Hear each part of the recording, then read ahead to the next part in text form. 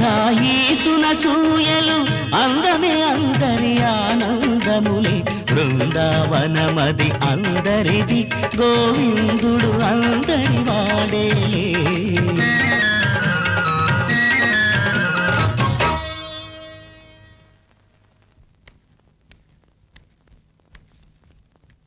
ఒంట్లో బాలేదా? జీవితమే బాగోలేదు. కరెక్ట్. నా మనసులో ఉన్న మాట చెప్పావు. జీవితాలు కలవనప్పుడు ఇద్దరం ఒకే ఇంట్లో ఉండడం కన్నా నరకం లేదు. నాకు విడాకులు కావాలి.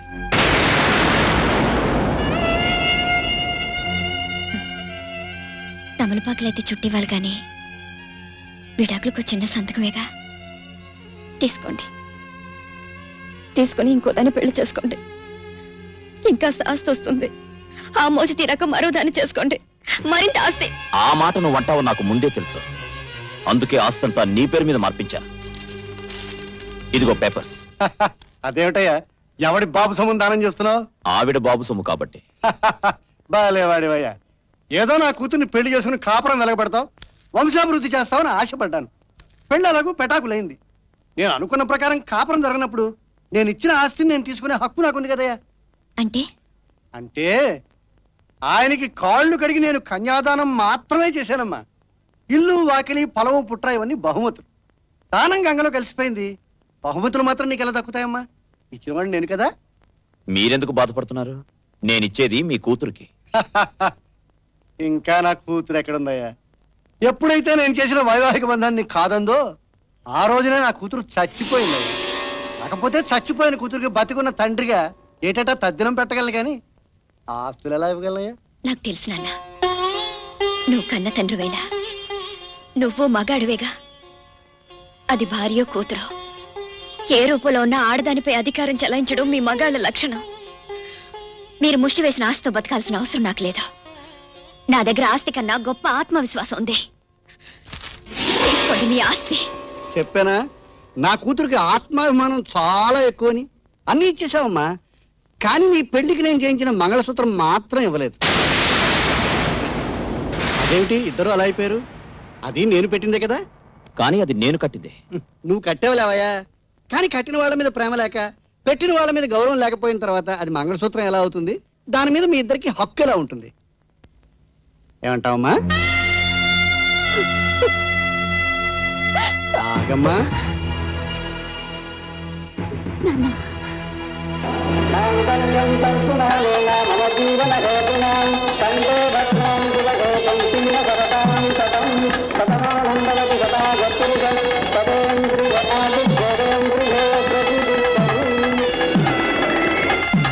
మావయ్య, మావయ్య, ఆగు మావయ్య. మావయ్య, ఏమిటి నువ్వు చేస్తున్నది? ఆవిడ మంగళసూత్రం లాక్కుంటూ ఉంటే నువ్వు బాధపడతావేంటయ్యా? వద్దన్నది నేను కాదు, అక్కర్లేదనుకుంటుంది ఆవిడ.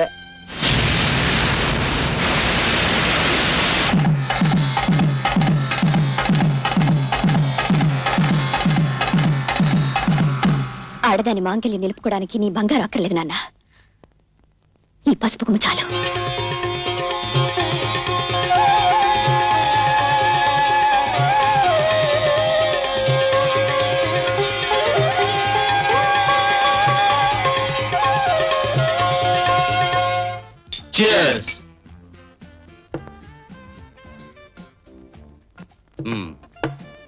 గతంలో పెళ్లి కుదిరిందని పార్టీ ఇచ్చావు, మరి ఇప్పుడు ఎందుకు ఇస్తున్నావు? ఇప్పుడు పెళ్లి కుదుర్చుకుంటున్నాను. అంటే నీ మేనకోడలు రామకృష్ణ గాడికి వదిలేసి వేరే అమ్మాయిని చేసుకుంటావా? కాకపోతే ఆ రామకృష్ణ దాన్ని వదులుతాడా? మీరు నోర్మేండ్రా, ఆ సంగతి అయితే నేను చూసుకుంటాను. రేపే మన పెళ్లి. రాణి శరణ్యలతో రెడీగా ఉండు. అదేలా? Very simple. ఉన్నాడుగా రామకృష్ణ ముద్దుల కొడుకు, వాడే మన తురుఫ్ ముక్త. వెల్డర్, బ్రహ్మాండమైన ఐడియా. బావా బావా, అమూల్యక్క ఈ లెటర్ నీకిమ్మంది.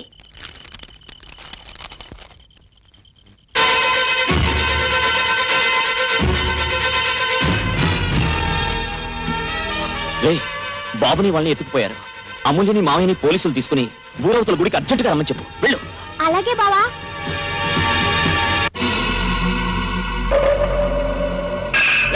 వాళ్ళని తీసుకురండి.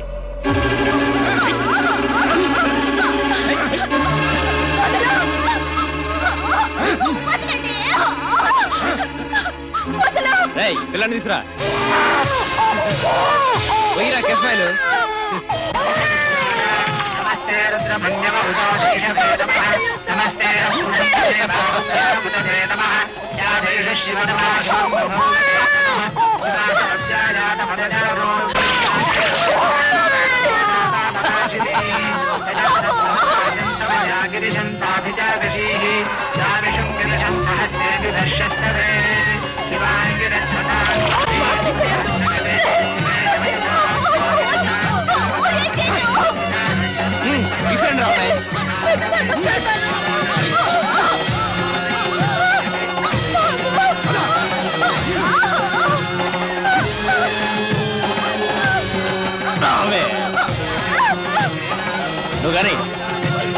ఆపండి.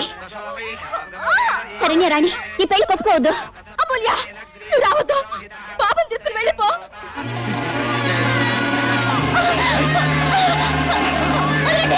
బాబు, బాబు, అయ్యో, రావద్దు.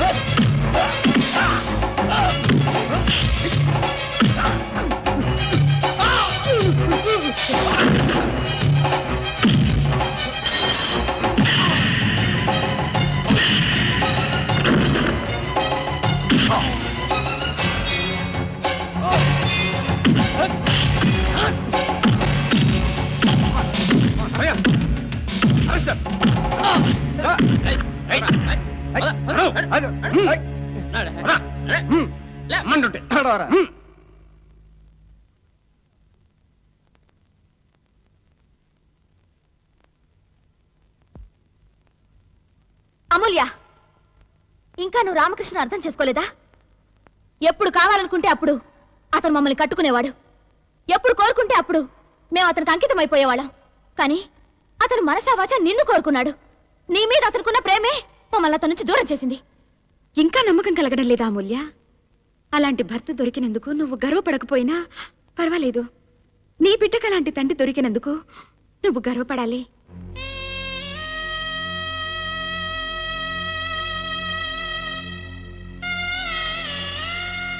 బావా, వాళ్ళు చెప్పింది నిజమే బావా. ఇన్నాళ్ళు నేను నిన్ను అర్థం చేసుకోలేకపోయాను. కానీ ఇప్పుడు నేను వెళ్ళేది నీ మీద అసూయతో కదా బావా. నీ భారీగా బ్రతికే అర్హత నాకు లేదని వెళ్ళిపోతున్నాను. నువ్వు నన్ను క్షమించకపోయినా పర్వాలేదు, నన్ను అర్థం చేసుకోకపోయినా నేను బాధపడను. ఎందుకంటే నీ ఒకసారి అన్నాను గుర్తుందా? నేను బిడ్డను కన్నా గొడ్రాళ్ళని. అది నిజమే బావా. అందుకే వాడిని పెంచే అర్హత నాకు లేదు. వాడిని మీరే పెంచండి. అమూల్య, నీకేమైనా పిచ్చి పట్టిందా? లేదు బావా, ఇన్నాళ్ళు పట్టిన పిచ్చి దిగిపోయింది. నిన్ను పంచుకొని నా జీవితాన్ని నాశనం చేశారని వీళ్ళని తిట్టిపోశాను.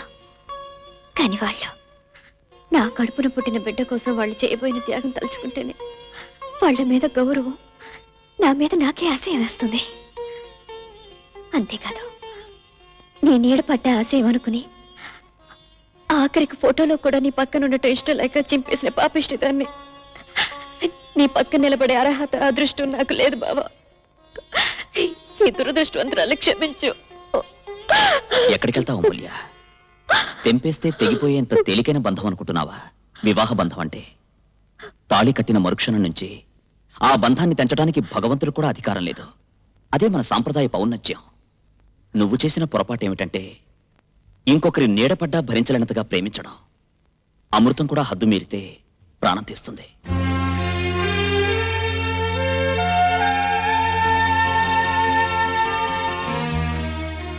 అల్లుడు, ఏమిటి మావయ్య? నా కన్న కూతురని కూడా చూడకుండా మీ ఇద్దరిని విడతీయాలనుకున్నాను. నిన్ను చిత్రహింసలు పెట్టిన దాన్ని తిరిగి ఏలుకోవడానికి సిద్ధపడ్డావంటే నువ్వు దేవుడు వలుడు. ప్రాణం ఇచ్చే మిత్రుడు, అల్లరిని భరించే ఆత్మీయుడు. నాకు మాత్రం నా బావ బంగారు మొగుడు. అమ్మాయి కళ్ళు పెదవి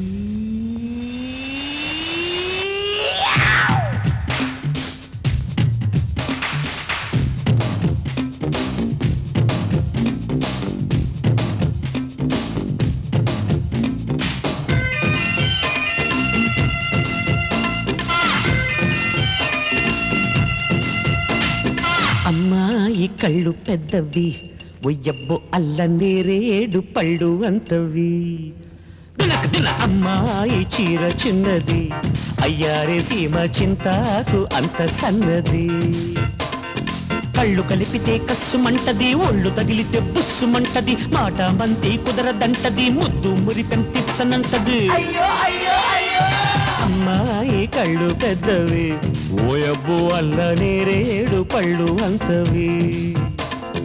అమ్మాయి చీర చిన్నది, అయ్యారే సీమ చింతాకు అంత సన్నది.